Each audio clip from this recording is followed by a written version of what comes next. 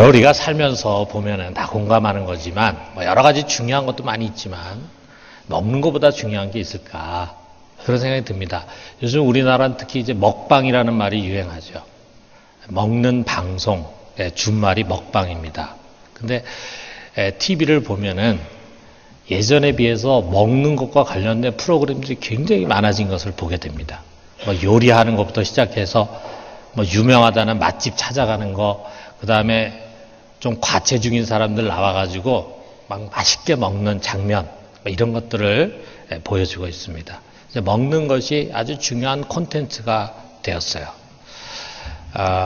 뭐 아프리카 TV라는 게 있다 그러는데 저는 뭐 보지 않았지만 거기에 이제 자기가 개인이 이렇게 해서 방송을 내는 개인 방송 중에는 아예 먹는 걸 잔뜩 차려놓고 그걸 먹으면서 수다 떠는, 그런데 그게 굉장히 인기를 끌고 있다고 합니다.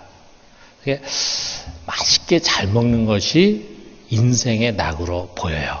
그래서 어떻게 보면 살기 위해서 먹는 시대가 지나고 이제는 먹기 위해서 사는 시대 같은 생각이 듭니다. 그렇지만 여러분 우리가 기본적으로는 먹기 위해 사는 것이 아니라 살기 위해서 먹는 거죠. 자, 그 먼 옛날이지만 그 유명한 프랑스 혁명의 구호 여러분 아마 기억나실 겁니다. 빵이 아니면 죽음을 달라. 또 우리나라 속담에도 그런 말이 있죠. 3일을 굶으면은 남의 집 담을 넘지 않을 놈 없다. 그런 말 있잖아요. 자, 이렇게 먹는 것, 이것이 우리 삶에 있어서는 가장 필수적인 것이라는 거죠. 그래서 예수님도 우리에게 기도를 가르쳐 주셨을 때 주기도문에 보면은 앞부분은 하나님을 찬양하는 거지만 우리를 위한 간구의 내용에 제일 첫 번째 나오는 것이 바로 일용할 양식입니다. 일용할 양식. 자, 여기 예수님도 마찬가지죠. 지금 남유다에서 북쪽 갈릴리로 가는데 이 사마리아를 지나쳐 가는데 이 긴 여정에서 당연히 배가 고팠을 것입니다. 그래서 이 수가라고 하는 마을에 좀 변두리에 있는 이 우물에 도달했을 때 제자들은 예수님 남겨두고 먼저 마을로 들어가서 이제 먹을 것을 사기 위해서 갔어요.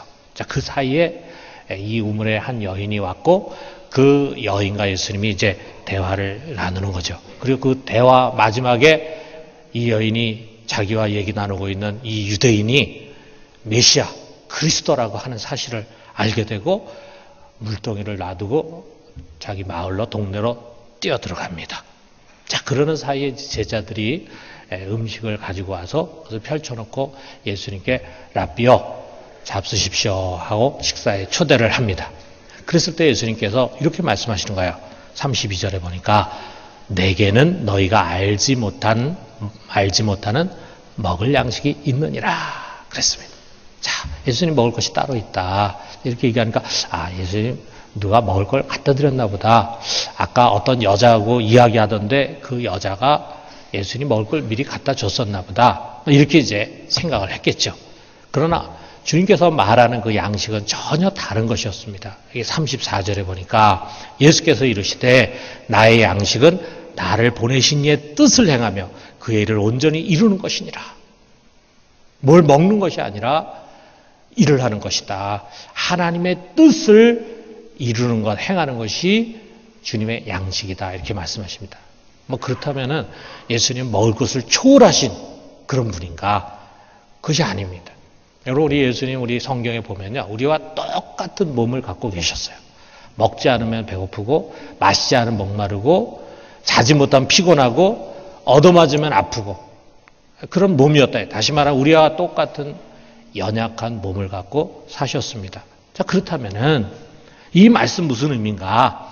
하나님의 뜻을 행하고 그리고 그의 일을 온전히 이루는 이것은 먹는 양식과 같다라고 하는 말씀이에요. 일용할 양식, 없으면 살 수 없는 양식, 그와 같이 하나님의 일은 절대적인 사명이다라고 하는 것입니다. 여러분 다 그렇게 생각하십니까? 여러분에게 하나님 맡긴 그 일은 해도 되고 안 해도 되는 그런 일이 아니라 반드시 해야 되는 양식과 같은 일이다. 이렇게 생각하고 있습니까? 오늘 우리 주님께서 주시는 말씀은 우리로 하여금 세 가지 질문 앞에 서도록 해줍니다. 우리가 한번 돌아봐요. 첫 번째 질문은 뭐냐면 이겁니다. 무엇이 우선인가라고 하는 거예요. 여러분, 우리는 신앙 앞에서 항상 이런 질문 앞에 서게 됩니다. 나는 무엇을 위해서 지금 살고 있는가? 지난주도 하루 종일 일주일 내내 바쁘게 살아갔는데 나는 무엇을 위해서 그렇게 바쁘게 살아갔는가? 또 나는 무엇을 가장 우선하면서 살아가는 사람인가? 이것을 우선하며 살아가야 된다라는 의무감으로 말하는 것이 아니라 실제 내 삶을 돌아볼 때 나는 무엇을 우선하며 살아가는 사람인가? 어떻게 보면 신앙인으로서의 자기 정체와 삶의 우선순위에 관한 질문이죠. 여러분, 우리는 목적과 방향이 없이 살 사람들이 아닙니다. 그냥 하루 세 끼 맛있게 먹으면서 삶을 엔조이하고 자기 꿈과 목적을 이루기 위해서 고군분투하며 사는 그런 존재가 아니라 이거예요. 자, 그럼 우리가 주님께 한번 주목을 해봐요. 그는 자신이 지금 이 세상에 길지 않은 인생이지만 여기에서 살아가는 삶의 목적, 존재 목적을 분명히 하셨어요. 그는 당신이 하나님으로부터 보내심을 받은 자라고 하는 것을 분명히 인식하고 있었습니다. 하나님이 그를 세상에 보내셨어요. 무엇을 위해서 보내셨습니까? 분명한 뜻이 있지 않겠어요? 하나님께서 하시고자 하는 그의 일이 있지 않겠어요? 자, 그것을 가장 일목요연하게 가르쳐주는 성경이 우리가 잘 아는 요한복음 3장 16절. 자, 요한복음 3장 16절 이 말씀 여러분 잘 아실 거예요. 우리 같이 한번 읽어봅시다. 하나님이 세상을 이처럼 사랑하사 독생자를 주셨으니 이는 그를 믿는 자마다 멸망하지 않고 영생을 얻게 하려 하심이라. 하나님이 그를 세상에 보내주신 것은 그를 믿어서 우리가 멸망하지 않고 영생을 얻게 하려는 것이다. 자, 이와 같은 목적이 다른 어떤 성경보다도 요한복음에 잘 기록이 되어 있습니다. 요한복음의 성경의 핵심이 바로 요한복음 20장 31절에 나와 있는데 오직 이것을 기록하면 너희로 예수께서 하나님의 아들 그리스도이심을 믿게 하려 하며 또 너희로 믿고 그 이름을 힘입어 생명을 얻게 하려 함이라. 예수가 하나님의 아들 그리스도다라고 하는 것을 우리로 하여금 믿게 하기 위해서 이 성경을 썼고 믿음으로 말미암아 우리가 영생을 얻게 하기 위해서 이 성경이 기록됐다라고 하는 거예요. 바로 이겁니다. 여러분, 바로 이 뜻을 이루기 위해서 주님이 보내심을 받았어요. 그렇기 때문에 그는 이 일을 이루는 것이 그 어떤 것보다 우선된다는 것을 고백합니다. 그것은 일용할 양식만큼 중요한 것이고 아니 그보다 더 우선하는 것이라 이거예요. 이 예수님의 고백입니다. 여러분, 우리는 어떻습니까? 우린 다릅니까? 우리 역시 예수님처럼 보내심을 받은 자라고 하는 사실을 잊어서는 안 됩니다. 여기 38절 상반절에 보니까 내가 너희로 노력하지 않은 것을 거두러 보내었노니, 자, 보냈다고 하는 것을 말씀하시잖아요. 자, 요한복음 20장 21절 하반절에 더 정확하게 우리에게 주님이 말씀하시는데 아버지께서 나를 보내신 것 같이 나도 너희를 보냈노라. 예수님은 하나님이 세상에 보내신 분이에요. 그와 마찬가지로 우리 역시 예수님이 세상으로 보낸 사람들이다 라고 하는 거예요. 여러분과 저는 세상에 보냄받은 사람들입니다. 하나님의 뜻을 가지고 우리를 이 세상에 보내셨어요. 그렇기 때문에 여러분, 우리는 그냥 먹고 마시고 결혼하고 장가들고 애 낳고 집 짓고 이런 거 위해 살 사람들이 아닙니다.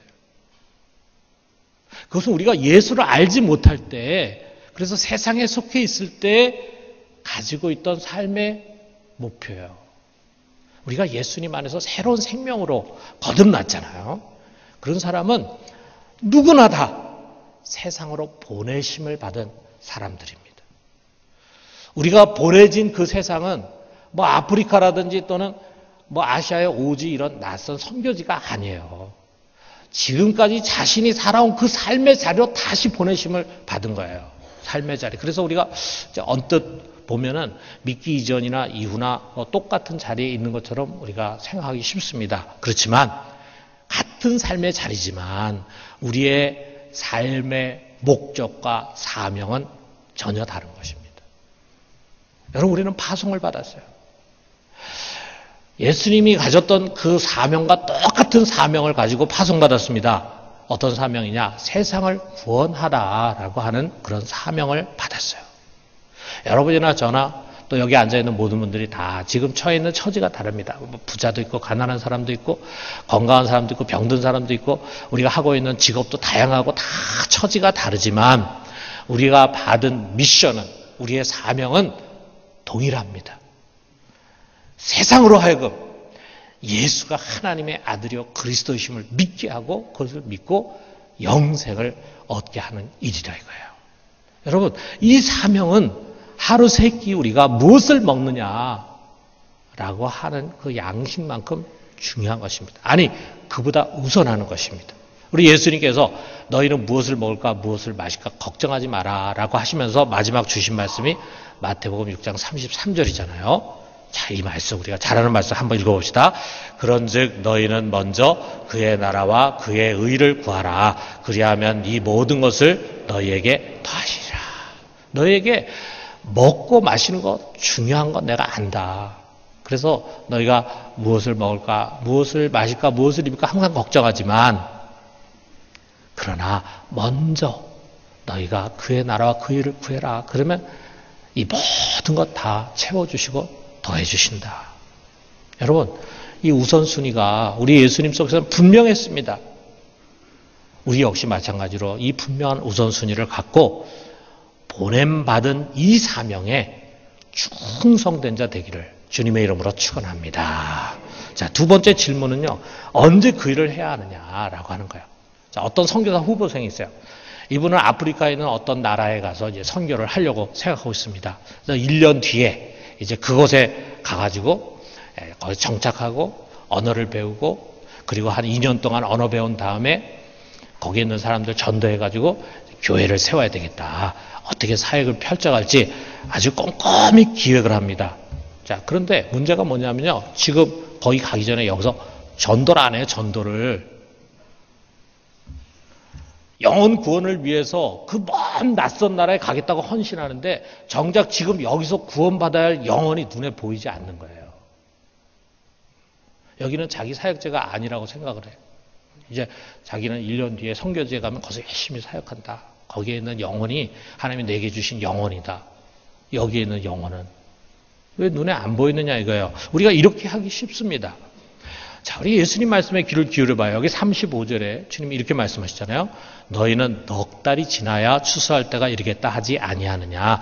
그러나 나는 너희에게 이르노니 너희 눈을 들어 밭을 보라. 휘어져 추수하게 되었도다. 여러분, 이 팔레스틴은요. 씨를 뿌리고 그것을 추수하는데 한 6개월 정도가 걸립니다. 그러니까 아마 지금 이렇게 씨를 뿌린 지 한 2달 정도의 시점인 것 같아요. 추수하려면 아직 한 4달 지나야 합니다. 자, 앞으로 4달 지난 뒤에야 추수한다 이렇게 생각하면은 당연히 추수꾼들이 이제 손을 놓는 거죠. 그래 뭐 놀거나 또는 다른 일에 마음을 빼앗길 것입니다. 그런데 예수님 말씀은 뭡니까? 아니다. 눈을 들어서 다시 한번 밭을 봐라. 벌써 휘어져서 추수할 때가 됐다. 무슨 말입니까?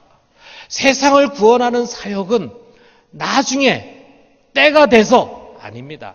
지금 때를 얻든지 못 얻든지요. 또 어딘가에 가서 아닙니다. 바로 여기서. 해 봉사 가서 거기서 내가 영혼구원 열심히 하겠다. 아니에요. 여기서. 하나님의 일은 지금 여기에 가득 차 있습니다. 여러분, 우리가 이 사마리아라고 하는 걸 한번 주목해 봐요. 자, 지금 남유다에서 예수님과 제자들 일행이 사마리아를 통과해서 이제 갈릴리로 갑니다. 제자들이 이렇게 생각했을 거예요. 여기는 그냥 지나가는 곳이야. 일할 곳이 아니야. 여기 다 지나가서 갈릴리에 가면 거기서도 우리가 해야 할 일이 많이 있을 거야. 병자들도 몰려오겠고 또 전도도 해야 되겠고 전도 여행도 가야 되겠고 뭐 이런 일들이 많이 있을 거야. 뭐 이렇게 생각했을 거예요. 그러나 예수님은 아니었습니다. 여기 사마리아 땅 역시 유다나 갈릴리와 동일하게 하나님의 일을 해야 할 사역자예요. 그렇기 때문에 그에게는 해야 할 일이 보였습니다. 그리고 그 일을 그분은 했어요. 우물가에 한 여인이 왔을 때 그에게 물을 달라고 그러죠. 예수님 물론 목이 말라서 달라기도 했겠지만 대화를 열기 위해서 예수님이 부탁을 합니다. 그 우물물은 그야말로 구원 사역의 접촉점이 되는 거죠. 그 대화의 문이 열리고 드디어 대화가 오가더니 마침내 그 여인이 말이에요. 예수 그리스도를 믿게 된 거예요. 한 영혼이 돌아왔습니다. 한 영혼이. 한 영혼. 그런데 여러분 보세요. 우리가 성경을 읽지만 한 영혼이 아니잖아요. 그녀가 어떻게 했습니까? 예수를 메시아라고 믿은 다음에 가만히 있지 않았죠. 자기 동네로 가가지고 자기 살던 곳에 가서 자기 이웃에 사는 사람들을 불러가지고 그에게 예수를 전하는 거예요. 확신에 찬 그녀의 말을 듣고는 사람들이 움직였습니다. 벌써 얘기하는 거 들어볼 때 이 사람이 지금 믿고 있는 건지 아니면 믿는 것처럼 얘기하는 건지 알잖아요. 내가 벌써 확신을 가지고 내가 이 사람 만났다라고 하니까 사람들의 마음이 움직이는 거죠. 그래서 많은 사람들이 예수님 앞에 몰려왔습니다. 그리고 예수님의 말씀 듣는 가운데 믿음이 생깁니다. 그런 가운데 그들이 우리에게 좀 더 말씀해 주십시오. 이렇게 간청합니다. 그래서 예수님 거기에 이틀을 더 머무르면서 그들의 말씀을 전했죠. 그래서 그 결과가 뭡니까? 여기 41절에 42절에 나옵니다. 예수의 말씀으로 말미암아 믿는 자가 더욱 많아 그 여자에게 말하되 이제 우리가 믿는 것은 내 말로 인함이 아니니 이는 우리가 친히 듣고 그가 참으로 세상의 구주신 줄을 알미라 하였더라. 이게 사마리아의 많은 사람들이 예수가 세상의 구주시다라고 하는 것을 확신하게 된 거예요. 이 사마리아에서 제자들은 그냥 여긴 지나쳐가는 거예요. 여기서 우리가 무슨 일을 하겠어 라고 생각했던 그 사마리아에서 수많은 영혼들이 구원받는 놀라운 사역이 일어난 것입니다. 여러분 지난주에 저희들이 이제 선교지를 방문했잖아요. 거기서도 비슷한 일이 있었어요. 그냥 어느 날 선교사님 집 앞에 아주 매우 더럽고 그리고 남루한 옷차림에 쓰레기통을 뒤지는 그런 한 남자를 선교사님이 자기 집안으로 들인 거예요. 그는 그 나라에서도 버림당하고 무시당하는 집시였습니다. 선교사님 얘기가 자기도 그 집시인 줄 몰랐다는 거예요. 만약 집시인 줄 알았다면 자기는 집에 들이지 않았을 거예요. 집시에 대한 그런 어떤 선입견이 이제 다 있는 거죠. 그런데 성령께서 그녀의 눈을 가리고 그냥 불쌍히 여기게 한 거예요. 얼마나 배가 고팠으면 쓰레기통을 뒤질까. 그래서 그 냄새나는 사람이지만 자기 집안으로 들여가지고 복음을 전했습니다. 음식을 차려주고 복음을 전했는데 이 사람이 놀랍게 그 복음을 받아들인 거예요. 믿음으로 반응합니다. 한 영혼이 돌아온 것입니다. 한 영혼. 근데 여러분 한 영혼이 아니었어요. 예수에 대한 확신과 그리고 기쁨은 그 한 사람 속에 머무르지 않았습니다. 이 형제. 그는 자기 주위의 집시들에게 자기가 만난 예수를 전합니다. 그래서 그의 말을 듣고 어떤 일이 일어났습니까? 여러분, 수십 명이 믿게 됐어요. 수십 명이. 그 결과 이와 같이 교회가 세워지게 된 것입니다. 많은 사람들이 앉아서 같이 이제 예배를 드리잖아요. 여러분 놀랍지 않습니까? 우리가 간 그날에 23명이 세례를 받았습니다. 23명이. 그 이전에도 물론 세례를 받은 사람이 있는데 그날 23명이 세례를 받고 한 100명 정도 되는 사람들이 지금 성찬을 받고 있습니다. 우리가 그래서 준비해가지고 우리가 지금 성찬할 때 하는 똑같은 그 잔을 같이 들고 그리고 주님의 피를 기념하고 있습니다. 한 영혼. 이 한 영혼의 결과래, 한 영혼의 결과. 그 선교사님은 그 이전에도요, 그 도시에 집시들이 있으니까 그 떠돌아다니는 집시들을 많이 봤죠. 그러면서 한 번도 자기의 전도의 대상으로 여기지를 않았어요. 그런데 이 한 사람에게 복음 전한 것으로 말미암아 이런 엄청난 결실을 보게 된 것입니다. 여러분, 한 사람, 사마리아인 한 사람, 집시 한 사람, 그 한 사람은 우리 곁에도 있습니다. 사마리아만 있는 것이 아니에요. 이런 선교지만 있는 것이 아니에요. 여러분, 우리가 살아가는 그곳에 우리 주위에 그 한 사람이 있어요. 우리 교회 안에도 어느 한 사람을 전도했는데 그 사람 통해서 가족들이 다 예수를 믿게 되고 그 이웃의 친구들이 믿게 되는 좀 놀라운 일들이 일어나는 것을 보게 됩니다. 그 한 사람은 우리가 그냥 포기하고 지나칠 수도 있어요. 아마 이런 사람 믿겠나? 어린 반푼업체도 없지. 아직 때가 아닐 거야. 마치 추수하려면 넉 달은 지나야 돼 라고 하면서 손을 놓고 있는 것처럼 말입니다. 아닙니다, 여러분. 여러분, 우리가 다시 눈을 들어서 밭을 봅시다. 이미 추수할 때가 됐습니다. 주위를 둘러보십시오. 익은 곡식들이 낫을 기다리고 있습니다. 제발 나를 좀 배워가 주십시오. 여러분, 우리 이런 전도 집회를 통해서 예수를 믿게 된 사람의 간증을 나중에 듣게 되면요, 이미 벌써 다 준비되어 있어요. 누군가를 기다리고 있어요. 그 누군가 다가와가지고 그를 초청했을 때 그가 거기에 응답하고 그리고 와서 은혜를 받고 주님을 만납니다. 여러분, 여러분에게 그 한 사람이 누굽니까? 그 한 사람을 놓지 말고 꼭 인도해서 우리 하나님 나라를 세워갈 수 있게 되기를 주님의 이름으로 축원합니다. 자, 마지막 세 번째 질문은 어떻게 그 일을 하냐라고 하는 질문이에요. 여러분, 이 세상을 구원하는 이 사명은요, 정말 우리가 맡은 그 어떤 일보다도 힘들고 어렵게 느껴집니다. 도대체 저 꽉 막힌 벽을 어떻게 뚫고 나가나, 저 사람을 어떻게 믿게 할 수 있나, 이런 생각이 들잖아요. 여러분만 어려운 것이 아니라 저에게도 어려워요. 저도 지금 전도 대상자를 갖고 있는데 계속 기도하고 있어요. 근데 이 사람 과연 올 수 있을까? 과연 올 수 있을까 하는 그런 생각이 난다고. 그런데 여러분, 우리가 오늘 이 말씀 속에서 주님께 주시는 의미심장한 말씀을 한번 들어봐요. 여기 37절에 38절에 보니까 그런즉 한 사람이 심고 다른 사람이 거둔다 하는 말이 옳도다. 내가 너희로 노력하지 아니한 것을 거들어 보내었노니 다른 사람들은 노력하였고 너희는 그들이 노력한 것에 참여하였느니라 그랬어요. 야, 주님 말씀 뭡니까? 어려운 거 아니야. 너 혼자 다 하는 거 아니야 라고 하는 거예요. 그렇습니다. 여러분, 우리 혼자서 다 혼자 심고 거두고 그러는 거 아니라 이거죠. 이미 심은 이가 있습니다. 심고 자라게 하는 그게 힘든 일이에요. 여기에 많은 노력이 들어갑니다. 이거에 비해서 거두는 일은 어렵지 않아요. 어떻게 보면 누군가 이미 다 한 수고에 동참하는 거야. 다 차려놓은 밥상에 그냥 내 숟가락 하나 얹는 것에 불과해요. 자, 심는 이는 누구고 거두는 이는 누군가, 여러 가지 해석이 가능하죠. 그런데 여기 사마리아를 생각해 보십시오. 심은 이가 누굽니까? 예수님 심으셨어요. 그가 한 영혼을 구원하기 위해서 최선을 다했습니다. 그리고 그녀를 통해서 많은 사람들의 마음의 문이 열렸습니다. 그랬을 때 예수님은 이제 그 거두는 일에 그의 제자들을 동참시키는 거예요. 아마 제자들이 가만히 듣고 있었겠어요? 한 사람 한 사람 옆에 맨투맨으로 붙어가지고 그가 보고 경험한 예수님에 대한 것을 증거했겠죠. 아마 많은 사람들이 이제 이 믿음을 고백하고 그 사마리아를 떠나서 갈리로 가면서 예수님 그랬을 거예요. 제자들에게 참 너희들 잘했다. 너희들이 수고하고 노력해서 저 사람들이 저렇게 구원을 받게 된 거야. 이렇게 격려하셨을 거예요. 수고는 예수님 다 했는데 마지막 추수하는 그 일, 그 수고에 동참하는 일에 주님은 제자들을 초청한 것입니다. 여러분, 하나님의 일은 우리가 함께하는 것입니다. 심는 이가 있고 거두는 이가 있어요.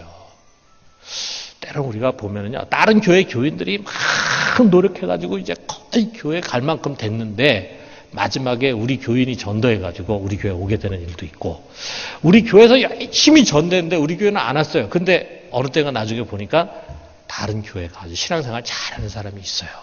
얼마나 좋은 일입니까? 우리가 하나님의 뜻을 위해서 함께 연합하는 것입니다. 무엇보다도 우리가 동역하는 이가 있습니다. 바로 예수의 이름으로 오신 성령이세요. 여러분, 전도는 우리가 하는 것이 아니라 성령이 하는 것입니다. 우리가 할 수 없는 영역이 너무나 많습니다. 여러분, 우리가 말 한두 마디 지혜롭게 했다고 해서 그 사람 마음이 움직이겠어요? 지금 평생 주님 없이 산 사람인데 우리가 한두 마디 하고 선물 하나 준다고 해서 그 사람이 그렇게 쉽게 움직일 사람이냐고요. 그런데 성령께서 먼저 준비시킨다 이거죠. 우리가 모르는 가운데 마음의 문을 열게 하고 그 다음에 알게 모르게 씨를 심고 키우신 것입니다. 그리고 마지막 추수의 낫을 우리가 들게 하는 것입니다. 그건 네가 좀 해라, 네가. 그래서 뿌리는 자와 거두는 자와 같은 기쁨을 누리는 것입니다. 그렇습니다. 여러분, 우리는 혼자가 아닙니다. 보혜사 성령이 우리로 하여금 우리에게 준 이 미션, 하나님의 뜻을 이루고 그의 일을 온전하게 이루는 이 일을 잘 감당할 수 있도록 힘을 다해서 능력으로 도와주십니다. 그러므로 담대함을 가지고 나아갈 수 있기를 바랍니다. 마지막으로 저는 오늘 이 어린이날을 맞이해서요, 이 사진을 좀 보고 싶어요. 제가 거기서 이제 찍은 어떤 아이의 사진, 집시 아이죠. 집시. 여러분 벌써 입은 옷을 보면은 벌써 느낄 거예요. 정말 냄새나는 옷, 초라한 옷을 입고 있는 한 아이입니다. 얼마 전만 해도요, 이 아이의 운명은 다 정해져 있어요. 이 아이가 앞으로 어떻게 살아갈 것인가 하는 것은 뻔한 겁니다. 이 아이의 부모, 집시가 하는 일이라는 것은 구걸하는 일이에요. 아마 여러분 여행하면서 이렇게 보면은 이런 큰 광장에 집시떼들이 이렇게 몰려다니는 걸 볼 수 있을 거예요. 그 사람들은 구걸하면서 삽니다. 그게 그들의 직업이에요. 근데 구걸할 때 어른들만 나가면 돈을 잘 안 준대요. 그래서 애들을 꼭 끌고 갑니다. 그럼 불쌍해서 그 애들 보고 불쌍해서 이제 동정을 많이 해가지고 돈을 얻게 되는 거예요. 그러니까 이 아이들은 어렸을 때부터 하는 일이 뭐냐면 부모 따라서 구걸하며 다니는 거에 이 아이들이에요. 그리고 그러다가 이제 이 아이들이 크면은 자기가 이제 애를 데리고 구걸하는 거예요. 그렇게 살다가 죽는 거예요. 여러분 세상에 이런 불행한 아이들이 정말 많습니다. 자, 그런데 여러분 저는 이 아이를 보면서 마음으로 생각했어요. 더는 아니다. 더 이상 아니다. 이 아이는 이제 거지 인생이 아니라 멋진 인생을 살게 될 것이다. 저희 그런 확신이 왔어요. 우리가 뭘 해줘서가 아닙니다. 우리 주님께서 이 아이를 안으시고 이 아이의 주인이 된 것을 우리는 확신해요. 자, 그래서 여러분 우리가 세례도 하고 그다음에 성찬한다고 난 다음에 이제 식사를 했어요. 식사하고 난 다음에 이제 자기들의 프로그램을 우리에게 보여주겠대요. 그래가지고 보여주는데 제가 깜짝 놀랐습니다. 거기에 있는 아이들이 다 나와가지고 성경을 암송하는 거예요. 성경을. 그 중에 대표적으로 이 아이는 성경을 한 장을 그냥 통째로 다 암송을 하는데 너무 놀랐습니다. 그 암송 끝나고 난 다음에 또 주변에서 이거 해봐라 저거 해봐라. 그러니까 씨 뿌리는 비유 암송하고 그 다음에 산상수훈 암송하고 하는데 너무너무 잘하는 거예요. 근데 이 아이들이 남자애들, 여자애들, 큰애들, 어린애들 나와서 암송하고 그 다음에 주님을 찬양합니다. 자, 근데 제가 아까 찍은 그 사진의 아이는요 아직 어려가지고 거기에 끼어들지 못했어요. 근데 제가 이 아이를 보면서 생각했습니다. 아, 얘도 이제 하나님 말씀 배울 것이다. 하나님 말씀 들을 것이다. 하나님 말씀을 암송할 것이다. 그러면서 클 것이다. 기도를 배울 것이다. 기도하면서 주님을 의지하게 될 것이다. 말씀이 들어가면, 이 아이 속에 말씀이 들어가면 이 아이는 더 이상 더럽게 살려고 하지 않을 것이다. 깨끗하게 살려고 할 것이다. 말씀이 들어가면 이 아이는 남에게 평생 손 벌리며 사는 아이가 되지 않을 것이다. 오히려 남을 도우며 사는 인생이 될 것이다. 확신이 왔어요. 그렇습니다. 여러분, 누구든지 그리스도 안에 있으면 새로운 피조물입니다. 새로운 피조물. 이것이 복음의 힘입니다. 여러분, 복음은 사람의 인생을 바꾸고 사람의 운명을 바꾸는 힘이 있어요. 130년 전에 우리나라에 복음이 들어오니까 우리나라 사람들의 생각이 달라집니다. 삶이 달라집니다. 우리 나라 자체가 바뀌어졌다 이거예요. 여러분, 우리 그리스도인들 속에 바로 이 위대한 복음이 담겨져 있습니다. 여러분 속에 바로 그 복음이 담겨져 있습니다. 여러분, 우리는 그것을 땅에 묻어서는 안 됩니다. 우리는 그것을 가지고 세상을 구원하고 세상을 바꾸는 일을 해야 합니다. 그 일을 하는 우리 모두가 되기를 주님의 이름으로 축원합니다.